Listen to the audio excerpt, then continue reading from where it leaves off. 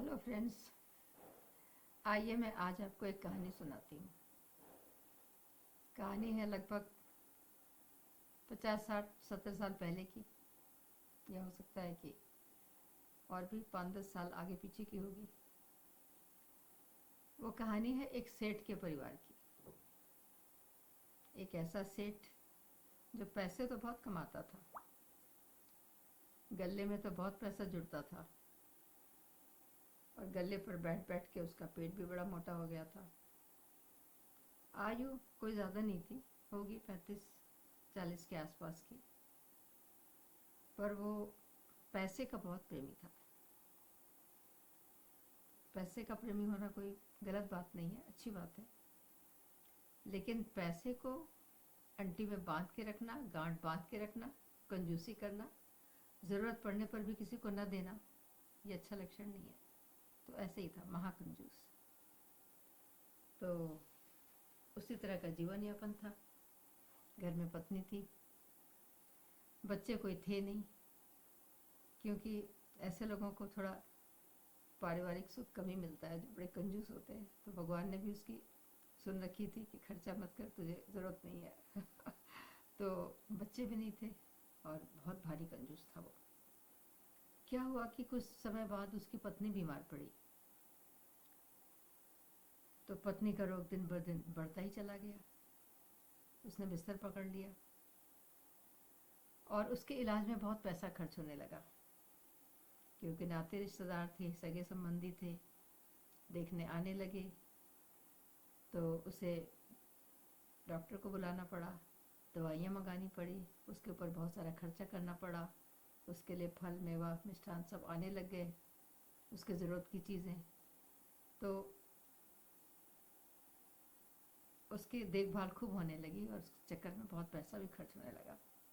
लेकिन क्या देखा कि वो स्वस्थ नहीं हो पा रही थी और धीरे धीरे उसका स्वास्थ्य बिगड़ता ही चला जा रहा था। फिर सेठ के मन में ये बात आई कि इसके ऊपर बहुत अनाप शनाप पैसा खर्च हो रहा है और ये ठीक हो नहीं रही है।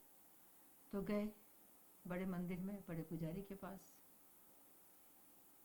उनसे प्रार्थना करने लगे कि हमारी जो पत्नी है बहुत बीमार है और मैं चाहता हूँ कि वो मर जाए, उसके लिए कुछ प्रार्थना कीजिए। तो पंडित ने कहा कि ये तो बड़ी कठिन बात है, और वो पंडित जी जानते थे कि बड़ा कंजूस सेठ है। तो उन्होंने कहा कि इस काम में तो बड़ा भारी पैसा लगेगा, और उसकी कंजूसी इतनी विख्यात थी कि कोई उसके घर पर कुछ मांगने जाता नहीं था। यहाँ तक कि भिक्षा मांगने वाले भिखारी भी उसके घर की तरफ मुड़ते नहीं थे। सबको पता थी कि बड़ा कंजूस है। तो पंडित जी को भी पता थी, विख्यात था वो अपनी कंजूसी के मामले में। पर पंडित जी ने कहा कि भाई इस काम में तो बहुत पैसा खर्च होगा। उसने कहा कि कितना खर्च होगा? 2 रुपये 5 रुपये, चलो मैं कर दूंगा। पंडित जी ने कहा कि 2 रुपये 5 रुपये नहीं, इसमें लाखों का खर्च आएगा। तो बड़ा सख्ते में पड़ गया। कहता है कि अरे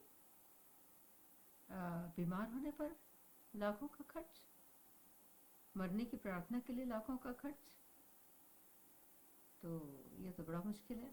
नहीं पंडित जी, आप, ये नहीं हो सकता। आप 10 रुपये ले लो, लेकिन प्रार्थना कर दो। तो पंडित जी समझ गए कि एक पैसा देने वाला नहीं है। तो उन्होंने कहा अच्छा ठीक है। उन्होंने दूसरी उक्ति बताई कि ठीक है, कोई बात नहीं, एक उपाय और भी है। वो क्या उपाय है? तो कहा कि ऐसा करो, तुम 1 लाख 2 लाख 5 लाख रुपए मंदिर के नाम संकल्प कर लो, देना मत, बस खाली संकल्प कर लो, तो तुम्हारी मनोकामना पूरी हो जाएगी। तो उसने कहा कि ये तो बहुत बड़ी रकम बता दी, 2 लाख 5 लाख, अरे इतनी बड़ी रकम। तो आसपास और लोग भी बैठे हुए थे। उन्होंने कहा पंडित जी देना तो है नहीं, फिर घबरा क्यों रहे हो? 5 लाख की जगह 10 लाख का कर दो, आपका क्या जाता है? जब देना ही नहीं है तो चाहे 5 लाख हो, चाहे 10 लाख हो, चाहे कितना ही हो, क्या फर्क पड़ता है? तो पंडित जी ने सोचा कि सेठ जी ने सोचा कि हाँ बात तो सही कह रहे हैं, देना तो है नहीं, तो क्या बात है, चलो मैं संकल्प कर देता हूँ। तो पुजारी जी लेके आए पूरा संकल्प का सामान, जल, रोली, चावल वगैरह, अक्षत सब कुछ लाए और उसे संकल्प करा दिया सेठ जी से। और सेठ जी ने संकल्प कर लिया 10 लाख का। और संकल्प तो कर लिया, लेकिन अब उनके मन में तो बड़ा हो रहा था कि अरे इतनी बड़ी रकम, अरे इतनी बड़ी रकम, इतनी बड़ी रकम का तो मैंने कभी ख्याल भी नहीं किया था, मैंने सोचा ही नहीं था। तो हालांकि देना नहीं था, तब भी उनके मन में खुदबुदी मची हुई थी। तो बड़े व्याकुल मन से, बड़े उदास मन से, परेशान मन से वो घर आए कि 10 लाख का संकल्प कर दिया आज तो मैंने। खैर, उन्होंने सोचा कोई बात नहीं, संकल्प तो किया है, कौन सा मैंने दिया है, पैसा तो मेरा खर्च नहीं हुआ, ठीक है कोई बात नहीं, संकल्प से क्या होता है। और वो इंतज़ार करने लगे कि उनकी पत्नी, क्योंकि पंडित जी ने कहा था कि 3 महीने लगेंगे कम से कम, 3 महीने बाद आके पता कर लो। तो अब क्या देख रहे हैं कि धीरे धीरे उनकी पत्नी सही होती जा रही है, उसका स्वास्थ्य सुधरता जा रहा है।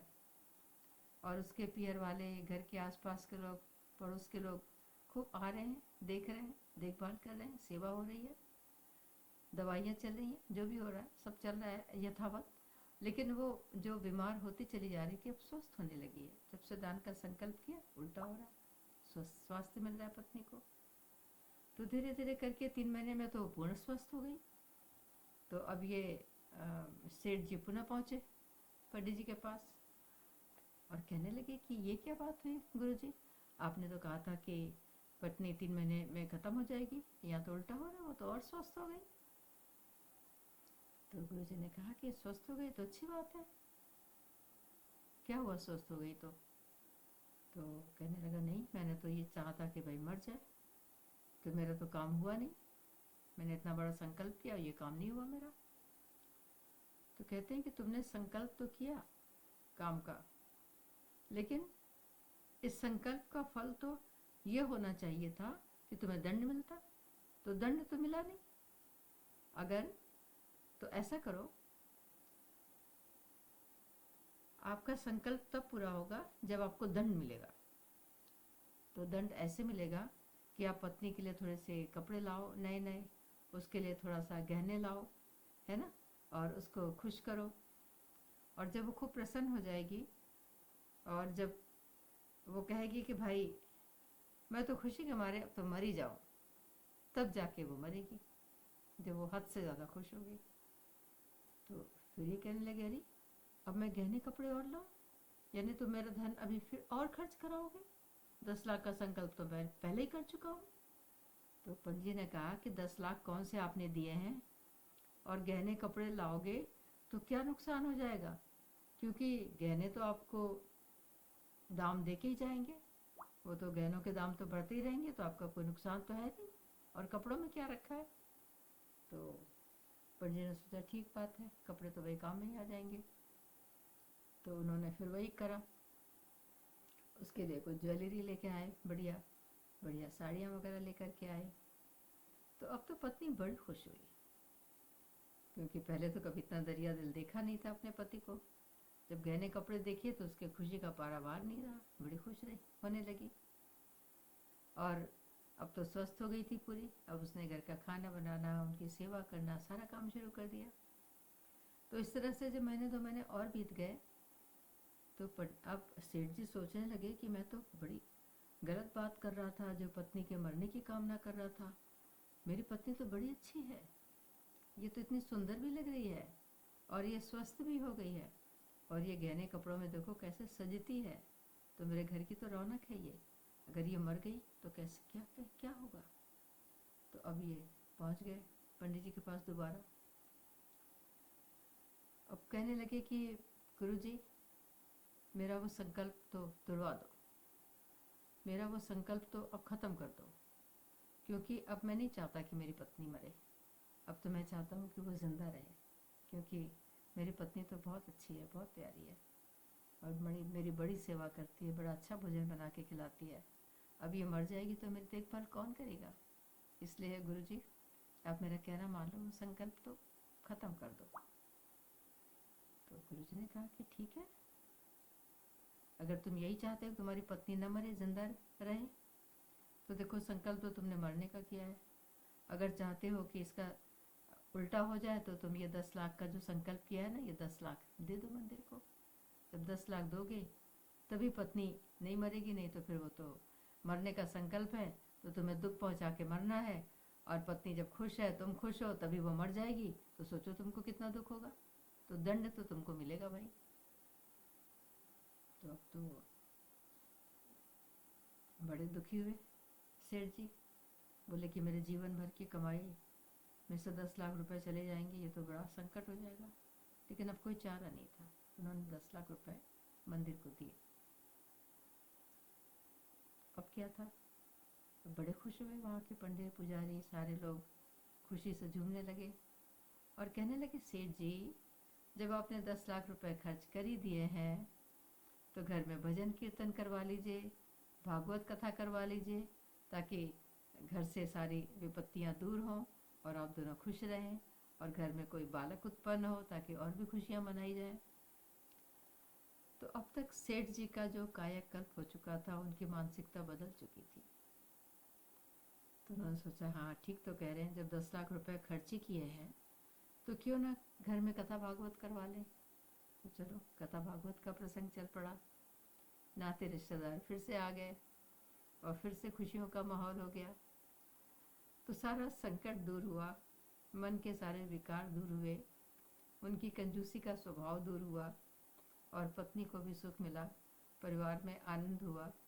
और जब आनंद होता है तो आनंद की वर्षा भगवान भी करता है। जब अंदर आनंद होता है तो उन पंडितों ने किस तरह से उनके मन को मोल्ड किया, उनके परिवार की गति को सुधारा। तो ये कहानी एक अलग ही संदेश देती है कि मन की जो विकार है ना, मन की जो विचित्रता है ना, वो अद्भुत है। मन कब किस करवट बैठेगा कुछ पता नहीं। पता नहीं वो पंडित धन के लालच में कर रहे थे या कुछ उनका उद्देश्य था कि ऐसा ही हो जाएगा। लेकिन जो कुछ भी हुआ बहुत अच्छा हुआ, किसी भी वजह से हुआ, लेकिन बहुत अच्छा हुआ कि उनका जो है वो दूर हुआ, उनका दारिद्र्य दूर हुआ। दारिद्र्य मन का, धन से तो संपन्न थे लेकिन मन से दरिद्र थे, तो मन का दारिद्र्य दूर हुआ और उनके घर पे लोगों का आना जाना शुरू हुआ। पूरा उस घर का पूरा कायाकल्प ही हो गया। Thank you.